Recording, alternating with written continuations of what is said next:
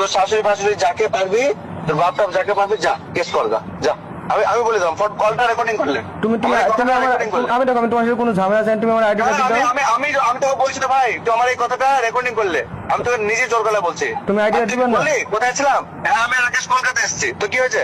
তো সেটাই তো আমি ওসব জানতে তো। আমি রাকেশ একসাথে আছি, এখনো গাড়ির মধ্যে আছি, কলকাতাতে এসেছিলাম আমরা। তো ঠিকই আছে, তুমি আইডিটা তুমি আইডিয়া দিবা কি দিবা না?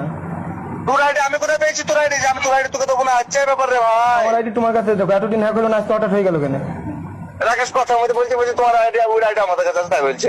এতদিন হ্যাক হলো না, আজকে হলো কেন? হ্যাঁ, এতদিন হলো না, আজকে হলো কেন? এতদিন তোর আইডি আমি কি করবো? এতদিন হ্যাক হলো না, আজকে হলো কেন তাই বলছেন? তোর আইডি আমি কি করবো বল? মানে সব থেকে জীবনে বড় ভুল কি জানিস? কি বললো?